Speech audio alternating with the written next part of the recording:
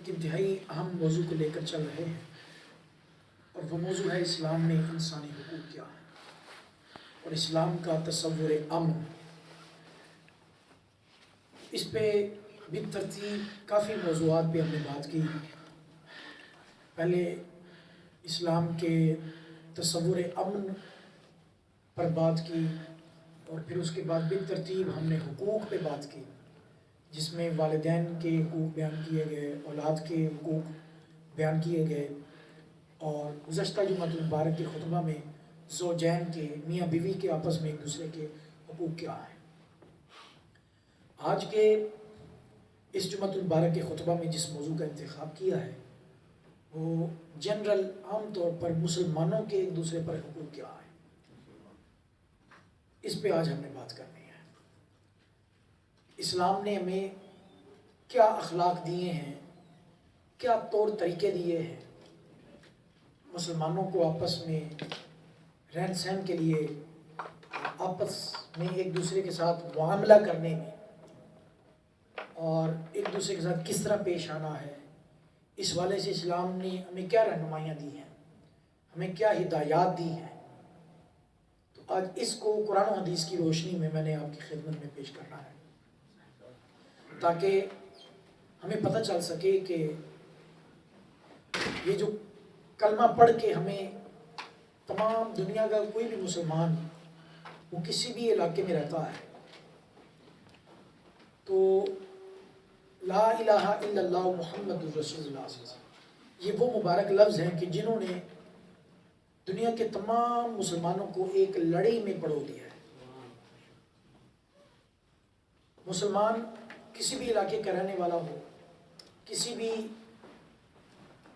زبان، کسی بھی جغرافیائی سے تعلق رکھتا ہے، کسی بھی زمین سے تعلق رکھتا ہے، کسی بھی جگہ سے تعلق رکھتا ہے، کسی بھی علاقے سے تعلق رکھتا ہے، ذات کا بھلے وہ کوئی بھی ہے، رنگ اس کا جیسا بھی ہے، لیکن ہے مسلم، نبی کا کلمہ گو ہے۔ تو قرآن نے کہا انما المؤمنون اخوہ،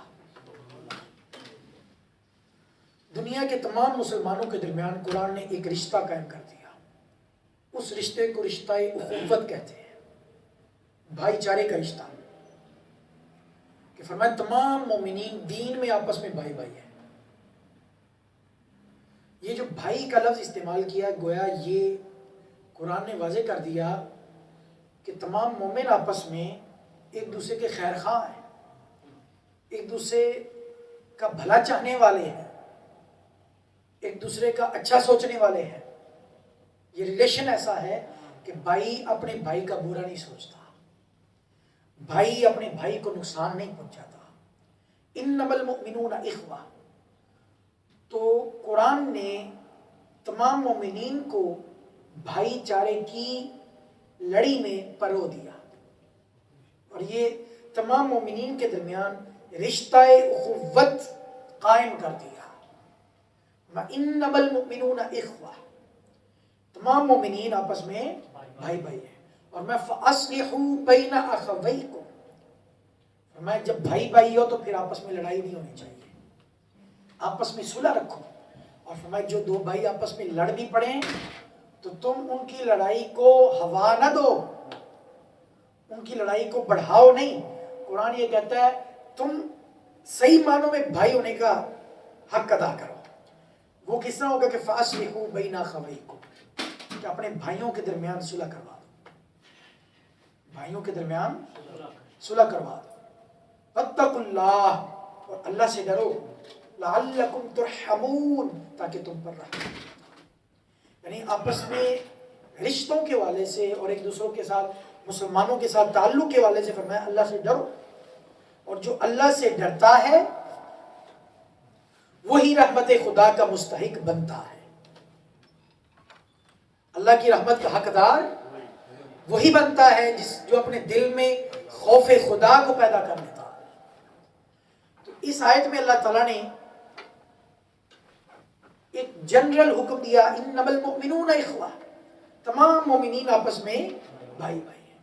جب ہر مسلمان دوسرے مسلمان کا بھائی ہے تو اب اس پر کیا کیا ذمہ داریاں اس رشتے کی بنا پر لازم ہو جاتی ہیں، اس رشتے کی بنا پر، اس تعلق کی بنا پر کیا کیا اس پر ذمہ داریاں لاگو ہو جاتی ہیں.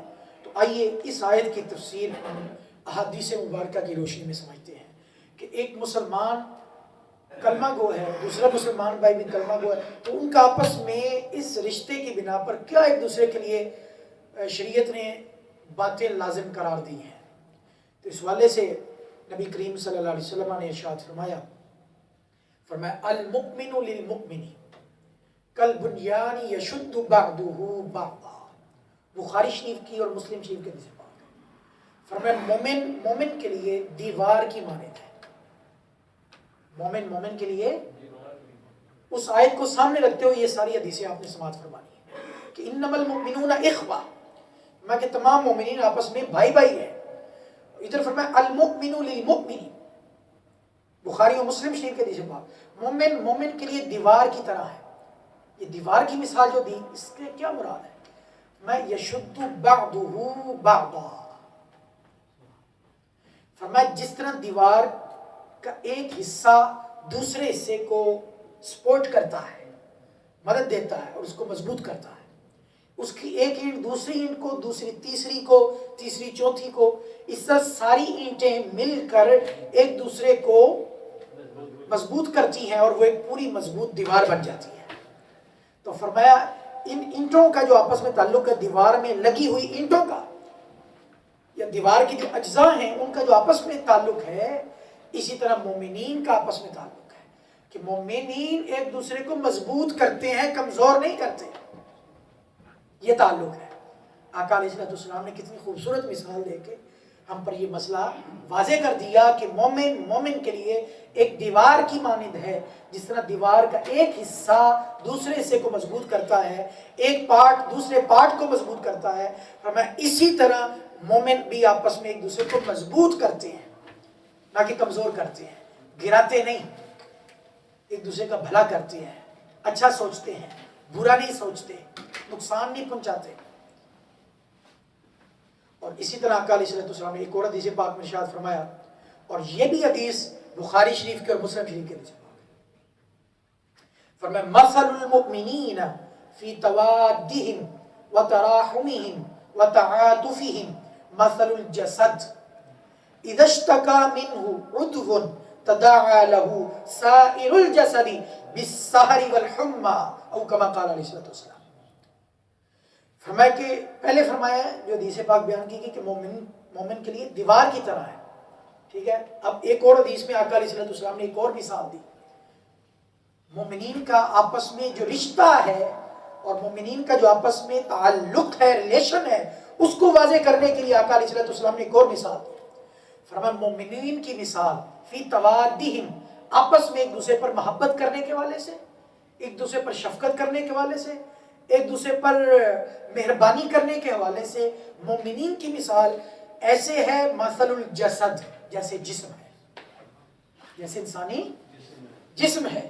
اذا اشتکا منہ عضو، جب جسم کا کوئی ایک حصہ تکلیف میں مبتلا ہو، تکلیف میں متاثر ہو، ایک حصہ سر میں پین ہے، سر میں درد ہے، تو آقا علیہ السلام نے فرمایا تداعى له سائر الجسد بالسہر والحمى.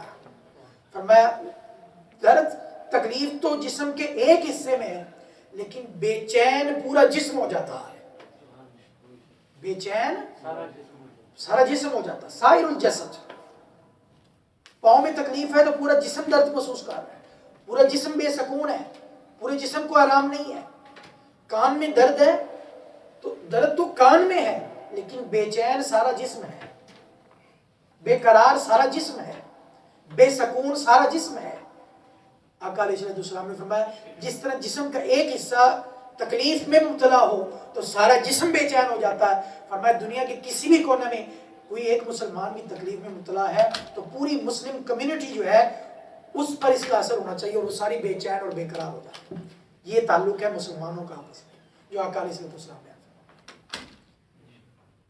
اس حد تک آپس میں کہ دنیا کے کسی بھی کونے میں کسی مسلمان کو تکلیف میں ہے، عذاب میں ہے، پریشانی میں ہے، دکھ میں ہے، دہشت گردی کا شکار ہے، تو یہاں بیٹھے ہمارے دلوں میں ہمارے اسلام اور ایمان کا اور اس ایمانی اور اسلامی تعلق کا تقاضا یہ ہے کہ ہم بھی اپنے درد میں دکھ فیل کریں، ہمیں بھی دکھ فیل ہو، ہم بھی ان کے خیر خواہ بنیں، جہاں تک ممکن ہو سکے ان کے غم کو دور کرنے کی کوشش کریں۔ یہ حدیث پاک بتا رہی ہے۔ تو پہلی حدیث میں کہا مومن مومن کے لیے دیوار کی طرح ہے، یہاں فرمایا مومنین آپس میں محبت، پیار اور شفقت کے تعلق میں ایک دوسرے کے لیے جسم کی مانند ہیں۔ جس طرح جسم کا ایک حصہ متاثر ہوتا ہے کسی بیماری میں، کسی تکلیف میں، تو پورا جسم بے چین ہو جاتا ہے۔ اسی طرح کسی ایک مسلمان تکلیف میں مبتلا ہے تو اس کے تکلیف میں مبتلا ہونے کی بنا پر پوری مسلم کمیونٹی جو ہے وہ بے چین ہو جاتی ہے۔ یا علیہ السلام۔ اسی طرح نبی کریم صلی اللہ علیہ وآلہ وسلم نے ارشاد فرمایا المسلم اخو المسلم، المسلم اخو المسلم لا یظلمہ ولا یسلمہ۔ آقا علیہ السلام نے فرمایا مسلمان مسلمان کا بھائی ہے۔ جو قرآن نے تعلق بیان کیا وہی آقا علیہ السلام نے تعلق بیان کیا۔ فرمایا مسلمان مسلمان کا بھائی ہے، اس لیے فرمایا لا یظلمہ، وہ اپنے بھائی پر ظلم نہیں کرتا، ولا یسلمہ، وہ اپنے بھائی کو بے یار و مددگار نہیں چھوڑتا۔ اس کو مدد کی ضرورت ہے تو ایسے چھوڑ دیا نہیں۔ یہ رشتہ اخوت کا تقاضا یہ ہے، یہ جو قرآن نے رشتہ قائم کیا مومنین کا آپس میں، کلمہ پڑھنے والوں کا جو آپس میں رشتہ قائم کیا ہے، یہ رشتہ ہم سے ڈیمانڈ کرتا ہے، تقاضا کرتا ہے کہ اس رشتے کی لاج رکھتے ہوئے ہم اپنے مسلمان بھائی پر ظلم نہ کریں۔ لا یظلمہ، اس پر ظلم، کسی قسم کی زیادتی، ظلم، اسے نقصان نہ پہنچایا جائے۔ فرمایا ولا یسلمہ، اسے بے یار و مددگار نہ چھوڑا جائے، بغیر مدد کے نہ چھوڑا جائے۔ اور پھر آقا علیہ السلام نے فرمایا لا تحاسدوا، ایک دوسرے سے حسد نہ کرو۔ ایک دوسرے سے حسد، حسد کیا ہوتا ہے؟ کسی کے پاس کوئی نعمت ہے، آپ کے دل میں یہ خواہش پیدا ہو کہ یہ نعمت اس سے چھن جائے اور مجھے مل جائے، یہ ہے حسد۔ ایک اور حدیث پاک میں آقا علیہ السلام نے فرمایا ایاکم والحسد، حسد سے بچو، فإن الحسد یأکل الحسنات کما تأکل النار الحطب، او کما قال علیہ السلام۔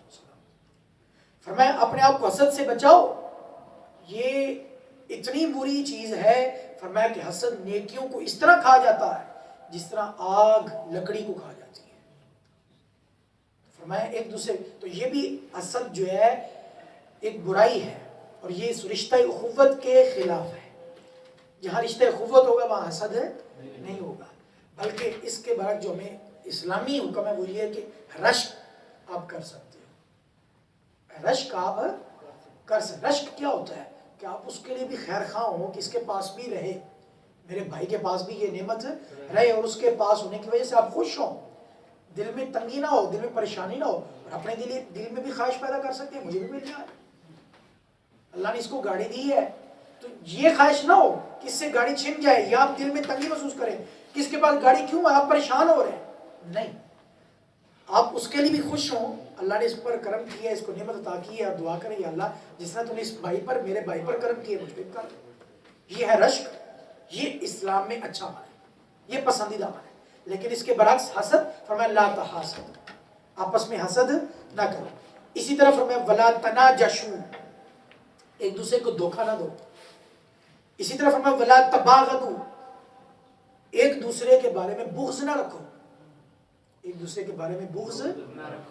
قیامت کے دن جب فیصلے ہو جائیں گے سارے، اور جب جنتی جنت میں چلے جائیں گے تو اللہ تعالیٰ فرماتا ہے وَنَزَعْنَا مَا فِي صُدُورِهِمْ مِنْ غِلٍّ إِخْوَانًا عَلَى سُرُرٍ مُتَقَابِلِينَ۔ یہ جو جہاں رشتہ اخوت قائم کیا، یہی رشتہ اخوت جنت میں بھی ہوگا۔ رشتہ اخوت جو یہاں اس دنیا میں قائم کیا، إِنَّمَا الْمُؤْمِنُونَ إِخْوَةٌ، تو قرآن کہتا ہے جنت میں جو ہوں گے وہ بھی آخر آپس میں اخواناً، وہ بھی آپس میں بھائی بھائی ہوں گے، اور ان کے بھائی بھائی ہونے کی دلیل یہ ہوگی کہ وَنَزَعْنَا مَا فِي صُدُورِهِمْ مِنْ غِلٍّ، اللہ تعالیٰ فرماتا ہے ان تمام کے سینوں سے ہم غل کو، بغض کو، کینے کو نکال دیں گے۔ تو گویا جنتیوں کی علامت یہ ہے کہ ان کے سینے بغض اور کینے سے پاک ہوں گے، وہ ایک دوسرے کے بارے میں نفرت نہیں رکھتے ہوں گے، بغض نہیں رکھتے ہوں گے، عداوت دشمنی نہیں رکھتے ہوں گے۔ من نزعنا ما فی صدورہم من غل